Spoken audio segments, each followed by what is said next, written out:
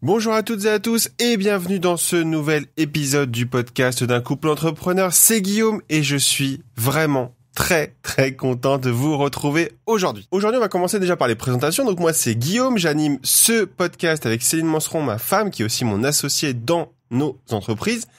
Et donc, on a une entreprise qui s'appelle Studio dans les nuages, qui est un studio photo dans le Val d'Oise. Oui, ça s'invente pas, il y en a encore des studios photos. Et on est aussi bien conférencier et auteur aux éditions Erol concernant plutôt la pratique de la photo et de l'entrepreneuriat. Aujourd'hui, vous savez, maintenant, on découpe les épisodes plutôt par étapes. Donc, je vais reprendre un petit peu les questions que j'ai reçues cette semaine par rapport au dernier épisode de l'interview du pilote de ligne. Et on va commencer par Fabien qui me pose une question assez, assez ouverte. C'est-à-dire que j'ai pas la réponse, je pense, infuse à cette question-là. C'est comment se lancer en double activité. Donc j'ai pris un parti pris pour cette réponse, c'est-à-dire que j'ai considéré que la double activité, c'était vraiment d'avoir un travail alimentaire à côté qui assurait le fond de la famille, et à côté, plutôt un travail qui met du beurre dans les épinards. D'accord ? J'ai pris aussi le parti pris qu'il était auto-entrepreneur. Et Fabien, c'est super simple, c'est juste que c'est très simple à faire en fait. D'un côté, tu as ton salaire, ça y a pas de souci, donc tu assures les revenus de la famille. Et de l'autre, tu as ta partie un peu double activité, c'est-à-dire ton deuxième emploi, donc ça peut être un truc d'artisanat, tu peux être bricoleur ou des choses comme ça. Ce qui compte déjà de 1, c'est que tu sois déclaré sur les deux activités. On va être très clair là-dessus, pas de blague, pour des questions d'assurance et des milliards d'autres raisons. Donc on se lance en deuxième activité de façon officielle. Il y a le statut de micro-entreprise qui existe pour ça. Ou si tu sens que tu as déjà des clients, des choses comme un peu plus élevées comme SARL et SASU. Mais ça, c'est vrai que c'est des choses qui demandent un peu plus d'investissement. Donc c'est vraiment une chose qu'il faut que tu vois avec soit un organisme qui peut t'accompagner. Mais sa double activité, ça se fait très simplement. Juste, attention, là c'est la vie de famille qui prend une claque. Une double activité, ça veut dire que si tu as une activité A et une activité B, t'as beaucoup moins de temps pour les activités annexes qui sont ta famille, tes loisirs, tes sports. Et c'est vrai que il faut faire attention à faire les bons choix parce que si c'est faire une double activité pour rien mettre dans les épinards en plus, c'est-à-dire pas payer plus de vacances, pas se payer plus de voyages, pas se payer plus de choses perso, c'est pas forcément hyper intéressant. Donc voilà Fabien pour ta réponse. Antoine. Je me suis lancé il y a quelques mois et pour le moment, je n'ai que très peu de contacts. Bienvenue dans le monde de l'entrepreneuriat. C'est la vie, ça. Ça, c'est juste la vie, en fait, à son début d'activité. C'est-à-dire que je peux pas vous faire l'apologie sur ce podcast de vous ferez rien et vous gagnerez des millions d'euros. Je crois que vous avez compris mon état d'esprit là-dessus. Mon but, c'est de vous accompagner, évidemment, mais c'est pas en restant sur Facebook, sur Instagram, sur Twitter que vous allez trouver des clients. Rêvez pas. Et de moins en moins d'ailleurs, parce que je vois de plus en plus des gens dans ma profession essayer vraiment de créer des méthodes annexes pour essayer de choper du lead. Il n'y a pas de secret. Les clients, ils sont où ? Ils sont dans la rue. Les clients, ils sont où ? Ils sont là où ils ont besoin de vous. D'accord ? Donc, Antoine, si vraiment tu as peu de contacts, c'est que c'est ta méthode de captation de lead qui est pas la bonne. Je sais pas quelle méthode tu utilises, tu l'expliques pas dans ton email, mais c'est vrai que si tu penses qu'en mettant un post sur Facebook, une vidéo sur Instagram et en racontant sa vie en leur story, tu vas trouver des vrais clients, d'accord ? C'est-à-dire des clients. Tu peux en trouver, attention, ces réseaux sociaux, sont obligatoires. Il n'y a pas de débat. Si je ne suis pas dessus, moi, en tant que photographe aujourd'hui, je suis mort. Je suis complètement mort. Mais c'est pas ça qui me rapporte mes leads. D'accord ? Ça, c'est des choses vraiment qu'on aborde. Alors là, j'ai l'impression un peu de faire le mec qui vous fait la pub, mais c'est vraiment des choses que j'aborde dans les ateliers que j'organise. Mais c'est vrai que tu peux pas gagner des clients en restant derrière ton PC. Ça n'existe pas. On a essayé au début, je te jure qu'on a essayé, et ça a jamais rien donné de bon en termes de business, en termes de CA.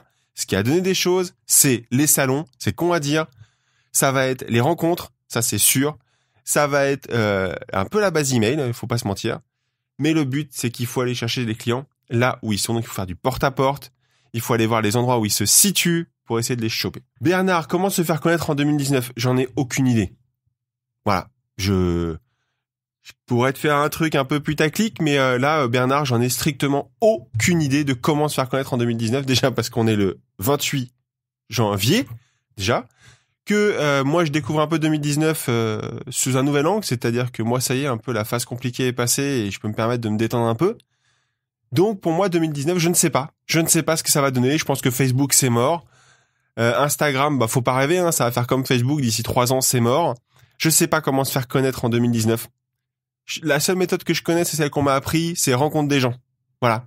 Tu veux tu veux te faire connaître en 2019, tu rencontres des gens, tu rencontres des business, tu rencontres du réseau, tu vas à des soirées, tu te fais chier des soirées à tenir la chandelle, mais t'y es, et au moins on voit ta tronche. C'est plus mon cas aujourd'hui, d'accord, clairement. Mais c'est vrai, quand j'allais sur Paris à des événements réseau, parce qu'on m'avait dit que Paris c'était the place to be pour faire du business, je peux vous garantir que le nombre de fois où j'ai tenu le bar, c'était juste inacceptable, quoi. Je payais une fortune pour un événement qui ne m'a strictement rien apporté. Je parle de moi sur Paris, hein, attention. Pas dans le département du 95. Lucille, comment on fait pour avoir un site web efficace et qui marche bien? Toi, Lucille, t'as lu les nouvelles choses sur Google, toi. Toi, je pense que t'as jeté un œil là-dessus et tu t'es dit, oh putain, je suis dans la merde. Alors, je te rassure. Oh, qu'est-ce que je vous dis pas sur le podcast, moi? Alors, Lucille, je te rassure tout de suite, je suis en plein dedans. C'est-à-dire que j'ai ouvert la boîte de... Alors moi, je suis un grand fan de l'optimisation de site web, de l'optimisation de budget de campagne, de l'optimisation de génération de leads, d'accord? J'ai pas une méthode infuse, je vous ferai pas un e-book là-dessus, mais c'est vrai que j'adore ça. Et c'est vrai qu'en ce moment, je suis en train de vachement bosser sur mon site web du studio et sur d'autres médias, évidemment, parce que il y a au moins 15 à 20 heures de taf pour optimiser mon site. Et quand je dis optimiser, hein, c'est pas optimiser avec les petites sites à la con qui vous disent votre site charge en 8 secondes et fait 800 mégas. Non, c'est on optimise le code, on le rend accessible all in SEO, on le rend accessible all plateforme. C'est vraiment du boulot, hein. Vraiment du boulot.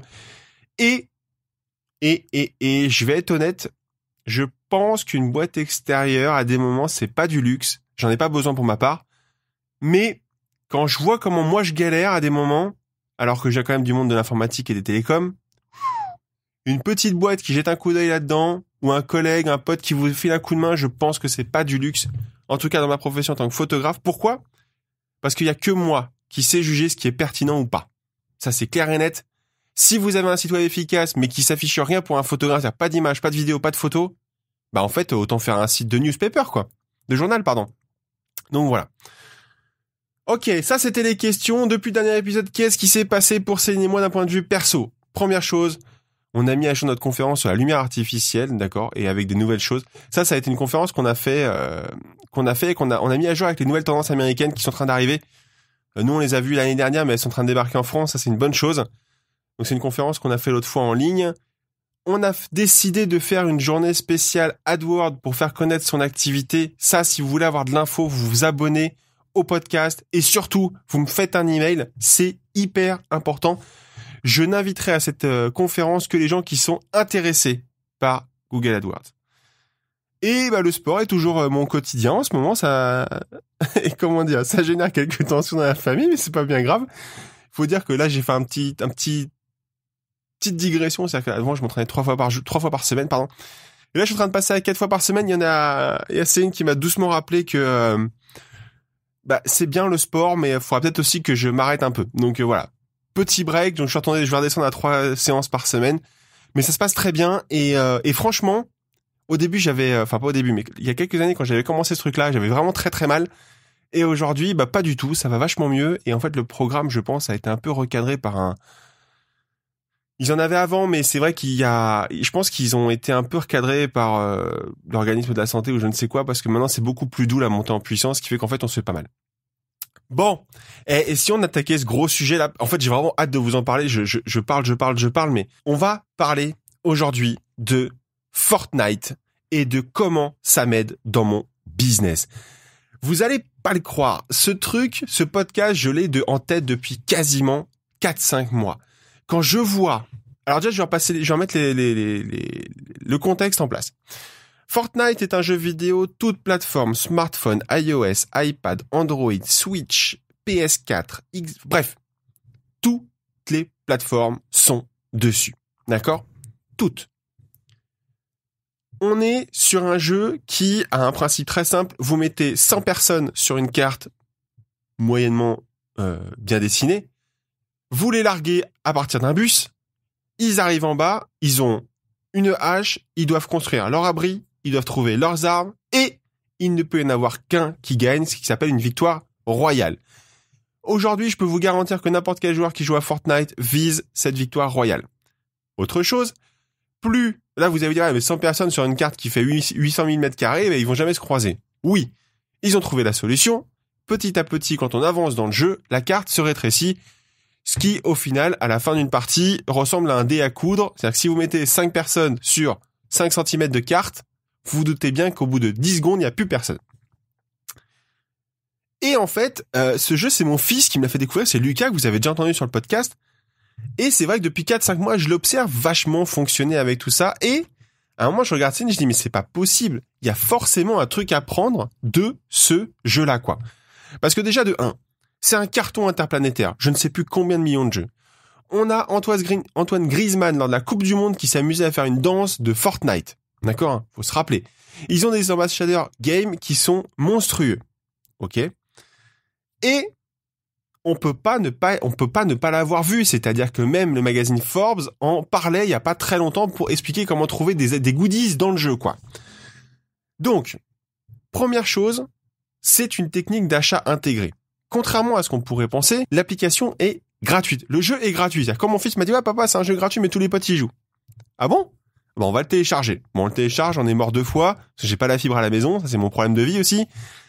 Mais, on télécharge le jeu, c'est gratuit, et puis Lucas peut jouer. Oh, bah dis donc, c'est pas mal ça. Un jeu où il y a tous ses potes, un jeu où, bah finalement, il paye rien, et il joue. Pas mal. Et il joue à un FPS, hein, c'est un shoot and gun, c'est-à-dire que tu te poses pas de questions sur qu'est-ce qui se passe en face de toi. Tu tires. Donc déjà, c'est un modèle de jeu free to play et non pay to win, c'est-à-dire que pour jouer, c'est gratuit, contrairement à, vous savez, Candy Crush, tous ces jeux-là. J'en avais un avec une base militaire où c'était le même principe, il fallait payer pour avoir des trucs en plus, pour aller plus vite. Là, pas du tout. Tu joues gratuit. Mais, ce qu'il est là le mais, si tu joues gratuit, les enfants dans la cour de récré s'appellent des bambis. Donc des bambis, c'est quoi? C'est des gens qui n'ont pas de skins. Oh, pardon. Et les skins, c'est le modèle payant. C'est-à-dire que tu vas pouvoir acheter à ton enfant ou à un adulte une hache, un parachute, parce que quand tu chutes du bus, t'as un parachute, un skins, c'est-à-dire une tenue vestimentaire, mais tu ne peux, et d'ailleurs c'est marqué sur le site, ces skins ne t'apportent rien dans le jeu. C'est pas mal quand même, hein. Ils ont décidé de faire en sorte que les skins n'apportent rien, ce qui fait que ça ne change rien, juste tu n'es plus appelé un Bambi. Donc je vois tout ça, je me dis, tiens, il y a un sacré modèle économique quand même, tu payes rien à l'achat, par contre les gamins dans la cour de récré se charrient entre eux en disant, t'es un Bambi, t'es un Bambi, t'es un Bambi. Quand mon fils, la première fois, il est revenu à la maison, et qu'il m'a dit, papa, en fait, non, c'est Céline qui l'a entendu. Céline entend, mais en fait, Lucas, on l'appelle le Bambi.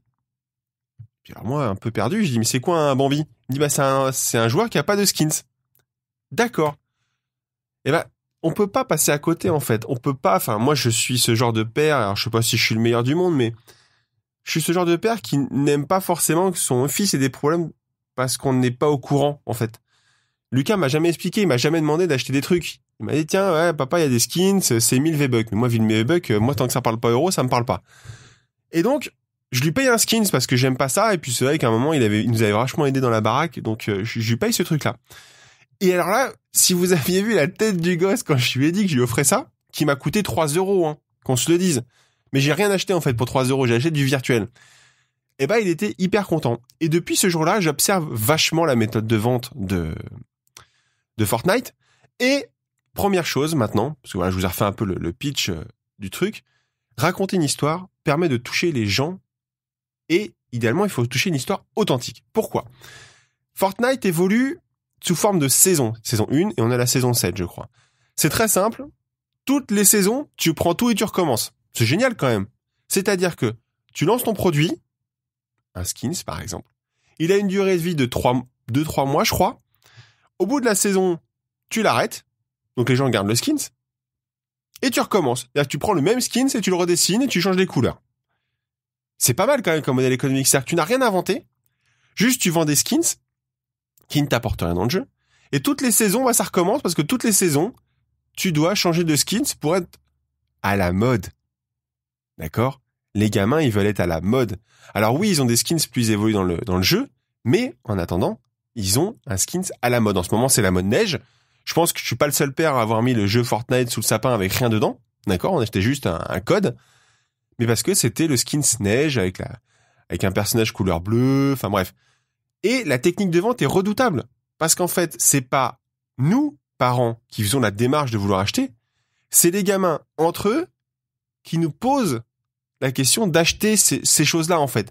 C'est-à-dire que c'est eux qui vont toucher dans nos portefeuilles directement. Et ça, je trouve ça génial. Il faut vraiment que je trouve un truc sur le studio pour ça. Ensuite, il n'y a pas de secret. Si tout le monde en parle, si tout le monde admire cette méthode de vente, c'est que c'est la bonne technique. C'est la bonne méthode. Et je pense, et je suis intimement persuadé que la méthode du free to play, ou en tout cas la méthode de découverte d'un produit, c'est-à-dire on a tous fait les marchés avec le vendeur de saucissons qui nous donne une petite rondelle et en fait on adore son saucisson et on en prend un ou deux, d'accord ? Cette méthode de vente-là, elle est pertinente. Elle fonctionne. Faire goûter le produit, d'accord ? C'est ce qu'on voit de plus en plus dans nos outils américains, principalement ceux qu'on utilise avec Céline, mais vous avez toujours une phase de test pour vous convaincre. Et je pense qu'aujourd'hui, acheter un produit, alors c'est un peu con avec les machines à laver, mais c'est en train de changer sur les matelas et toutes ces choses-là. On peut pas tester avant d'acheter. Et c'est vrai qu'au studio, on s'efforce de faire ça. On fait très très souvent des opérations un petit peu de marketing, c'est-à-dire qu'on va recevoir des gens au studio pour faire des événements. On a fait des événements de la Coupe du Monde, on a fait des événements pour voir des films, on a fait des événements pour voir des séries. C'est des événements qui, à la base, sont là pour nous plaire, mais qui sont aussi là pour faire découvrir le studio. Ils viennent tester le studio, ils viennent voir un peu qui on est. Et la partie échantillon, pour moi, reste, et je suis persuadé que vous êtes sûrement d'accord avec moi, reste une bonne méthode de vente. On adore pouvoir essayer avant d'acheter. Et c'est très simple, Fortnite, c'est ça. On essaye le jeu, on joue au jeu, on peut jouer à tout le jeu, mais en fait, on est devenu tellement accro à ce jeu-là qu'on a envie de se payer un petit skins, un petit sac à dos, un petit parachute. Pas parce qu'on en a besoin, parce que c'est marqué quand on achète le jeu, enfin, quand on achète un skins ou un truc, ce truc n'apporte rien dans le jeu, juste, c'est cosmétique. Et ça, c'est génial.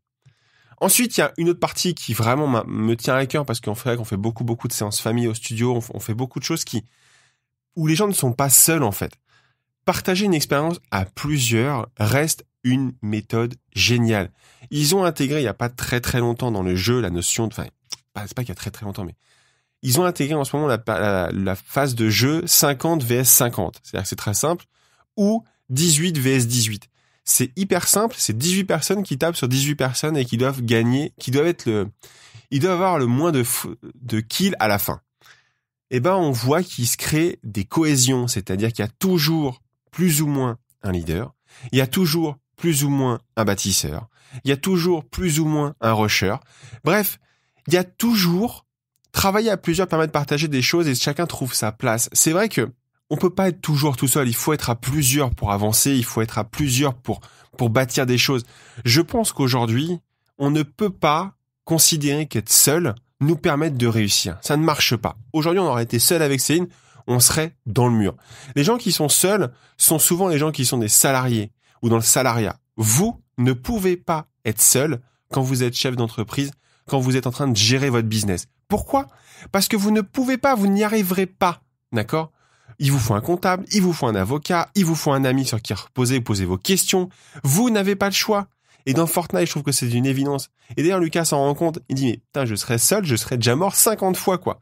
Ben non, parce qu'en fait, il y a son pote qui le protège à gauche, il y a son pote qui l'a réanimé parce qu'il s'est pris une cartouche. Et je trouve que ça, dans notre business et dans notre métier de chef d'entreprise, c'est hyper important. Ne jamais être seul et ne pensez surtout pas que seul vous pourrez y arriver. D'accord. Après ensuite, évidemment, c'est une expérience incroyable, c'est du loisir, donc c'est de l'apprentissage. Moi, je partage beaucoup de choses avec mon fils grâce à ce jeu. C'est vrai que ça me touche un peu parce que on partage des choses, on construit des stratégies ensemble. Vous l'avez compris, la plateforme est multi-console, c'est-à-dire qu'on peut jouer sur Switch, on peut jouer sur PS4, ce qui fait que lui, il peut jouer sur Switch et moi, je peux jouer sur PS4 en même temps et on fait la même partie. Je retrouve des choses que j'avais quand je faisais des LAN parties avec mes potes. Simplement qu'aujourd'hui, c'est moi le père et c'est mon fils qui me donne des conseils. Bref, ce jeu Fortnite est un modèle de technique de vente pour moi. C'est gratuit, mais on achète. On peut jouer seul, mais on joue très souvent à plusieurs. Et surtout, on fait goûter le produit avant de payer. Et ça, c'est génial. Et si j'en parle, c'est pas pour rien, c'est qu'il y a beaucoup de choses qui se sont passées dans cette communauté de Fortnite. On voit beaucoup de choses. Il y a beaucoup de choses qui évoluent. Le jeu évolue beaucoup. D'accord? On est sur des chiffres ahurissants de participants. On est sur des chiffres ahurissants de nombre d'ambassadeurs. On est quand même, il y a des gens qui passent 2-3 heures par semaine. Moi, c'est vrai que, avec mon fils, j'essaie d'y passer une petite heure. Lucas, il joue plus, je vais pas vous mentir. Lucas, il joue un peu plus. Mais c'est vrai que c'est top parce qu'on peut y jouer sur smartphone, sur tablette, sur PC, sur console. Bref, tous nos potes sont dessus en ce moment et ça fait énormément plaisir. Et moi, dans ma catégorie un peu business, ça me permet de voir d'autres façons de vendre, d'autres façons de proposer mes séances photos. Là, c'est plus pour mon business. Mais ça nous oblige à prendre comme matière première ce type de jeu et de voir comment on peut tout simplement en tirer quelque chose pour nos activités, qu'on soit aussi bien dans la photographie, dans l'artisanat, dans le bâtiment ou dans l'industrie. C'était Guillaume, merci beaucoup d'avoir écouté ce nouvel épisode du podcast d'un couple d'entrepreneurs. Si cet épisode vous a plu, n'hésitez pas à vous abonner sur Apple Podcast et de laisser un avis. Ça nous aide énormément, vous ne pouvez pas savoir à quel point. Et pour ceux qui n'ont pas de compte iTunes ou sur Apple, n'hésitez pas à nous rejoindre sur Spotify, on est aussi dessus. C'est un épisode par semaine, c'est le lundi à 17h00, un article sur le blog. Et si vous ne voulez manquer aucun épisode, évidemment, vous abonnez à la base email. Je vous dis à très bientôt. En attendant, continuez à développer votre activité, votre business. Mes amis chefs d'entreprise, je vous dis ciao. Rendez-vous lundi prochain. Bisous.